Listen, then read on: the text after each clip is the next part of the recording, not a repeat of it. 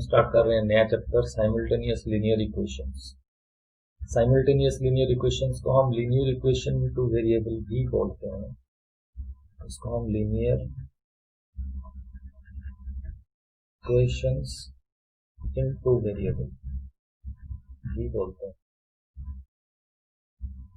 इसका जो फॉर्मेट होता है वो होता है a1x plus b1y plus c1 equal to 0 and a2x plus b2y plus c2 equal to 0। a1 b1 c1 a2 b2 c2 ये सब के सब रियल नंबर होते हैं। x और y वेरिएबल होते हैं। Okay, x and y variable होते हैं, मतलब ये भी रियल नंबर को बिलोंग करेंगे। और कंडीशन अप्लाई है साइमल्टेनियस लीनियर इक्वेशन बनने के लिए a1 square plus b1 square not equal to 0 and a2 square plus b2 square not equal to. This is known as simultaneous linear equation. For example, अगर हम देखें x plus y equal to 10 and x minus y equal to 2, तो coefficient हम इन equations को general format में लेके आएंगे। तो x plus y minus 10 equal to 0 and x minus y minus 2 is equal to 0. a1 हमारा हो गया coefficient of x in first equation, that is 1, b1 is also 1 and c1 is minus 10. Now a2 is again 1, b2 is minus 1 and c2 is minus 2. यहाँ से हम इनको solve कर सकते हैं। अलग अलग टेक्निक्स हैं, लेकिन पहले हम पता लगे कि लीनियर इक्वेशन इनटू वेरिएबल क्या होता है। तो लीनियर इक्वेशन इनटू वेरिएबल का ये जनरल फॉर्म है जहां पर ये रियल नंबर होंगे सबके सब, वेरिएबल भी, लेकिन कंडीशन अप्लाई है ये a1 square plus b1 square not equal to 0 and a2 square plus b2 square not equal to, मतलब ये दोनों एक साथ 0 ना हो जाए। Okay,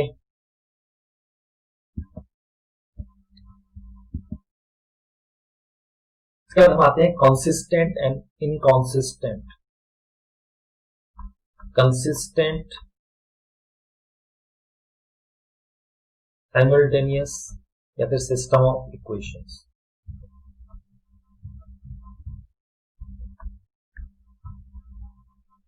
system of equations. Consistence means the equations must have at least one solution. हम यहाँ डील करने वाले हैं दो इक्वेशन से, दो वेरिएबल, आगे जाकर तीन इक्वेशन, तीन वेरिएबल भी होंगे। तो अभी हम बात कर रहे हैं दो इक्वेशन दो वेरिएबल। दो इक्वेशन दो वेरिएबल मतलब a1x plus b1y plus c1 equal to 0 and a2x plus b2y plus c2 equal to 0। यहाँ पर वेरिएबल कौन है, x और y। अगर इन इक्वेशंस का मिनिमम वन सॉल्यूशन हो जाए तो हम उनको कंसिस्टेंट बोलेंगे। या तो सॉल्यूशन वन होगा या सॉल्यूशन मेनी भी हो सकते हैं। दूसरा आ गया inconsistent. Inconsistent system of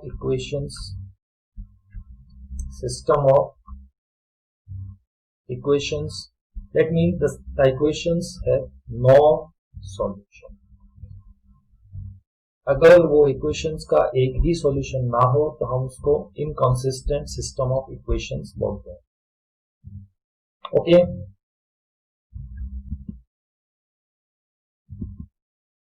now इनका कंडीशन क्या होता है हम उसको बात करते हैं। और एक हम बात करेंगे यहाँ पर सिस्टम ऑफ डिपेंडेंट इक्वेशन। कभी कभी ऐसा भी होगा, जैसे एक इक्वेशन हमको दिया suppose x plus 2y minus 4 is equal to 0। दूसरा इक्वेशन इसी इक्वेशन का कुछ मल्टीपल होगा। जैसे अगर इससे मैं 2 मल्टीप्लाई कर दूं तो इक्वेशन बन गया 2x plus 4y minus 8 is equal to 3 से मल्टीप्लाई कर दूं तो 3x plus 6y minus 12 equal to 0। इस इक्वेशन का ये 2 से मल्टीप्लाई होने से आया है और ये 3 से मल्टीप्लाई होने से आया है। दैट मीन्स ये इक्वेशन इस पे डिपेंड करते हैं, तो इनको हम बोलते हैं सिस्टम ऑफ डिपेंडेंट इक्वेशंस। ये इक्वेशन इस इक्वेशन पर डिपेंड कर रहा है। उल्टा अगर हम सोचेंगे तो ये वाला इक्वेशन इस पे भी डिपेंड कर रहा है। ये वाला इक्वेशन पहले वाले इक्वेशन का डबल है, तो पहला वाला इक्वेशन दूसरे वाले इक्वेशन का आधा है।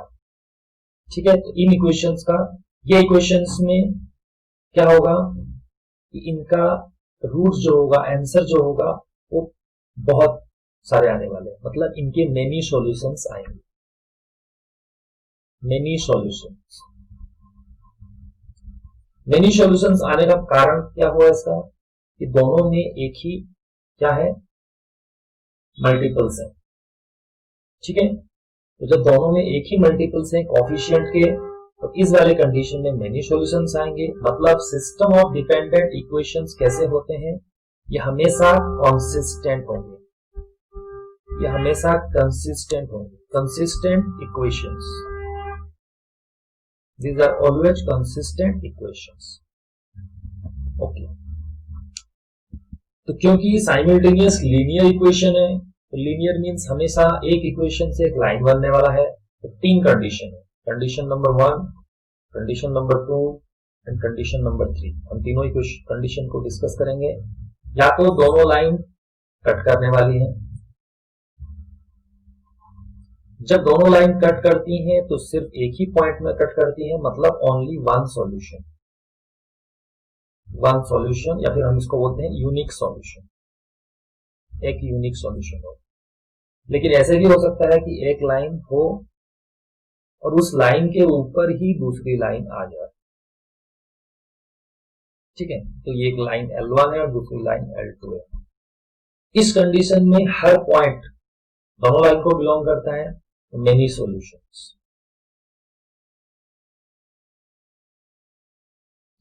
तीसरा कंडीशन ये हो सकता है कि एक लाइन है और एक दूसरी लाइन है और दोनों लाइन आपस में पैरेलल है, L1 और L2, L1 parallel to L2। तो ऐसा कोई भी पॉइंट नहीं है जो इन दोनों लाइन को बिलोंग करता है। That means no solution, that means no solutions.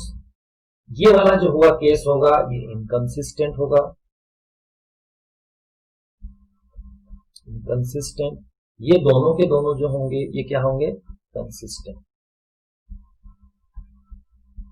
Consistent. ठीक है, तो वन सॉल्यूशन आइदर दो लाइंस एक पॉइंट में इंटरसेक्ट करेंगी या फिर एक लाइन दूसरे के ऊपर कोइंसिडेंट होगी। कोइंसिडेंट लाइन मतलब इनमें, इनको हम कोइंसिडेंट भी बोलते हैं, कोइंसिडेंट मतलब दोनों लाइन एक ही सारे पॉइंट्स को बिलोंग कर रही हैं, मतलब सब पॉइंट्स दोनों लाइन के ऊपर है। That means many solution, her point जो है वो दोनों लाइंस के ऊपर है, इसलिए हर पॉइंट इसका सॉल्यूशन है। क्योंकि यहाँ पर ऐसा कोई भी पॉइंट नहीं है जो दोनों लाइन को बिलोंग करता हो, इसका मतलब no solution and inconsistent. Is it clear? अब जो हम इससे पहले बात किए थे कि सिस्टम ऑफ डिपेंडेंट इक्वेशन, तो डिपेंडेंट इक्वेशन अगर होगा, जैसे एक अगर हो गया x plus 3y minus 2 is equal to 0, उसका डबल हो गया 2x plus 6y minus 4 is equal to 0। ये दोनों लाइंस इस तरह की होगी, एक के ऊपर दूसरा लाइन रिसाइड करेगा। इसका मतलब ये कैसे होंगी, कंसिस्टेंट एंड मेनी सॉल्यूशन, जो कि मैंने पहले ही बोला हुआ है, consistent and many solutions. Okay, now अब हम आते हैं homogeneous equation. Homogeneous system of equations.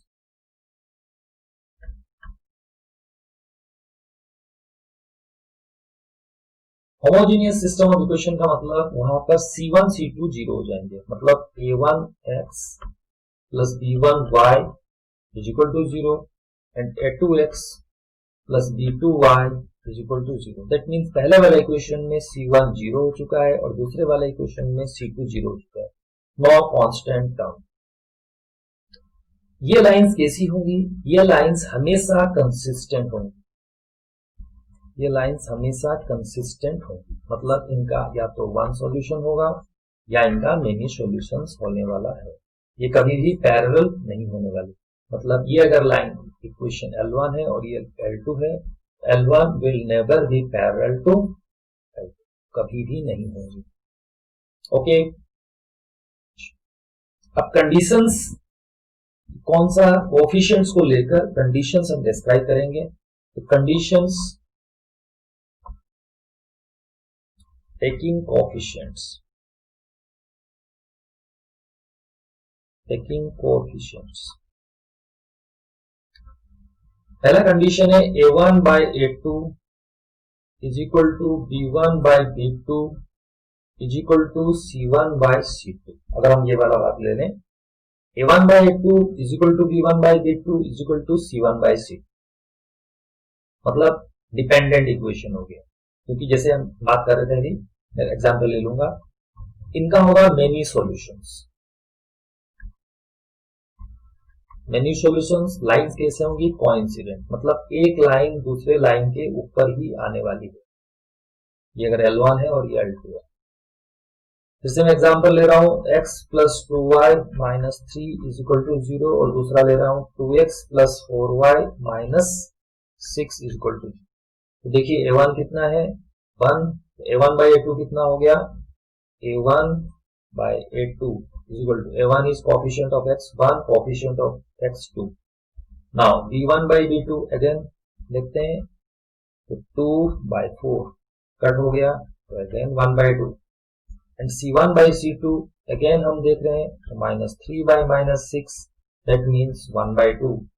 तीनों के तीनों सेम है, और इन्हीं को हम क्या बोलते हैं? इन्हें ही हम बोलते हैं सिस्टम ऑफ डिपेंडेंट इक्वेशन,